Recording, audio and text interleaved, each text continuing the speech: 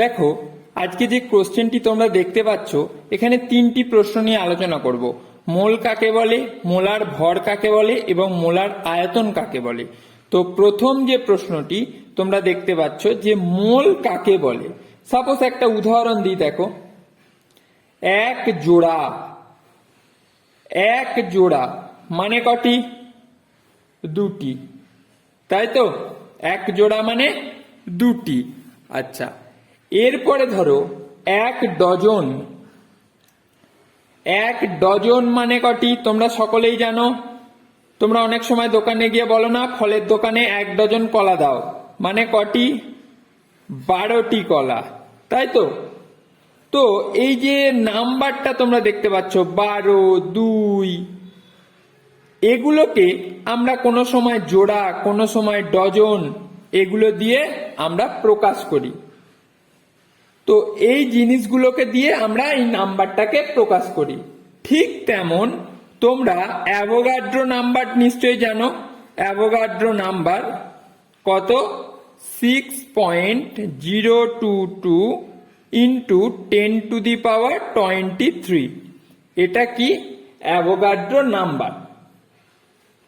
তো এই Avogadro number of কণা, এত সংখ্যক কণা, ভালো করে বুঝবে ব্যাপারটা, এত সংখ্যক কণা, এটাকেই বলা হয় কি? এক মোল। এটাকেই বলা হয় কি? এক মোল। নোটটা তোমরা ভিডিও ডেসক্রিপশনে পেয়ে যাবে। অর্থাৎ মোলের সংজ্ঞাটা কি হবে? মোল হলো পদার্থের পরিমাণের একটা এসআই একক। কি একটা? এসআই একক। অর্থাৎ কি?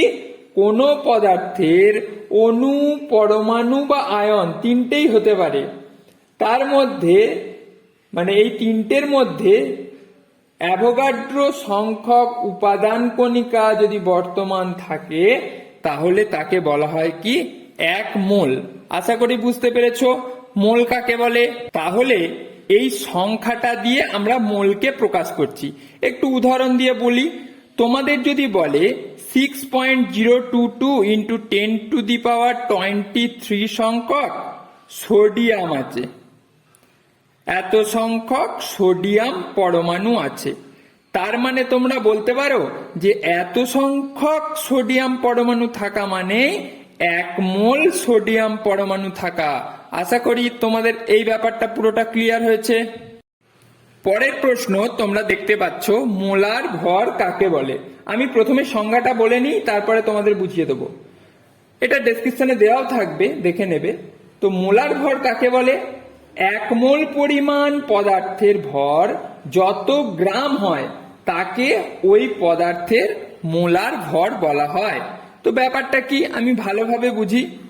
সাপোজ ধরো সোডিয়াম, সোডিয়াম পরমাণু, সোডিয়াম পরমাণুর পারমাণবিক ভর কত?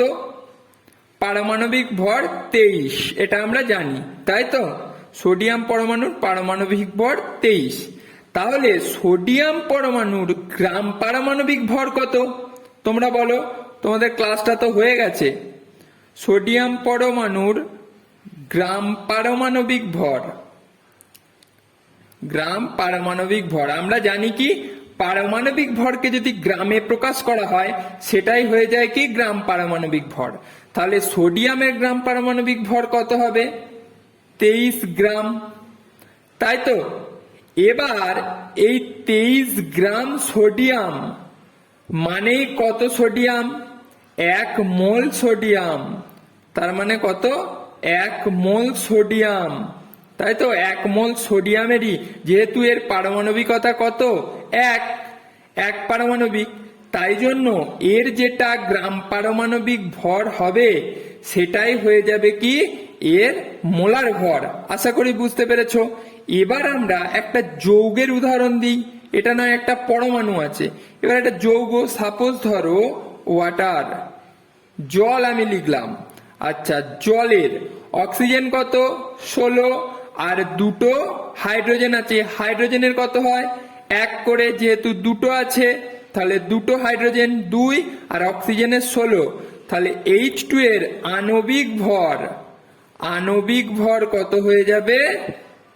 আণবিক ভর হয়ে যাবে, এটার জন্য 16 আর দুটো হাইড্রোজেনের জন্য 2, তাহলে 18 গ্রাম। বোঝাতে পারলাম? তাহলে 18 গ্রাম জল, এটাই হলো কি 1 মোল জল, তাই তো? এটাই হলো কি 1 মোল জল। তাহলে এর মোলার ভর কত হবে? জলের মোলার ভর কত হয়ে যাবে? সেক্ষেত্রে হয়ে যাবে 18। আশা করি বুঝতে পেরেছো। এবার আরেকটা কথা বলি, সোডিয়াম ধরো 1 পারমাণবিকতা 1, কিন্তু যদি 1-এর অধিক পারমাণবিকতা হয় তাহলে সেক্ষেত্রে কি হবে? সাপোজ ধরো ফসফরাসটা কত? P4, তাই তো? আমরা কি জানি ফসফরাসের পারমাণবিক ভর কত? 31, তো শুধু ফসফরাসের কত? 31। তাহলে এর যেহেতু পারমাণবিকতা 4, তাহলে এক্ষেত্রে ওর মোলার ভর কত হয়ে যাবে? যেহেতু একটার 31, সেক্ষেত্রে 4 দিয়ে আমরা গুণ করে দেবো, তাই তো? তাহলে কত হয়ে যাবে? 124। এটা হয়ে যাবে কি এর মোলার ভর। আশা করি বুঝতে পেরেছো তোমরা। এবার মোলার ভরের এককটা অনেক সময় আসে, সেক্ষেত্রে তোমাদের একটু জেনে রাখা দরকার। যেহেতু 1 মোলের রেসপেক্টে নির্ণয় করা হয়, সেই জন্য এটাকে কি করতে হবে?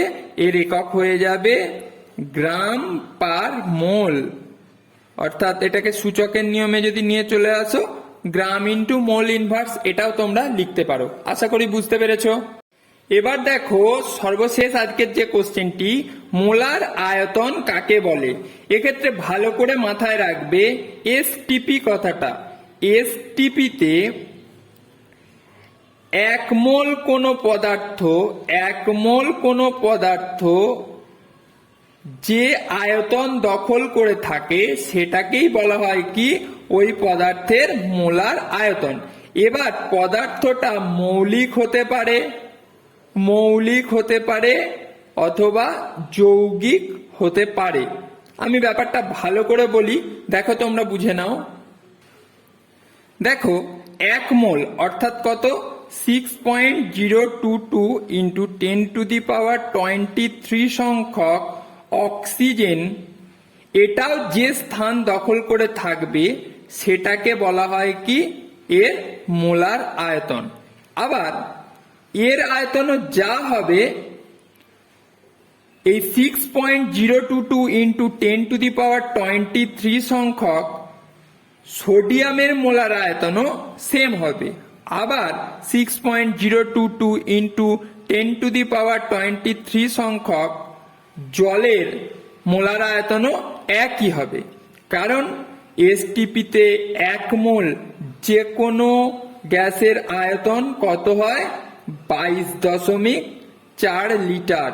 এটা তোমরা মনে রাখবে, অনেক সময় এই শর্ট কোশ্চেনটা আসে। আজকের ক্লাসটা এখানেই শেষ করলাম, আশা করি তোমরা বুঝতে পেরেছো। তোমাদের যদি কোনো প্রশ্ন থাকে কমেন্ট বক্সে অবশ্যই কমেন্ট করে জানাতে পারো।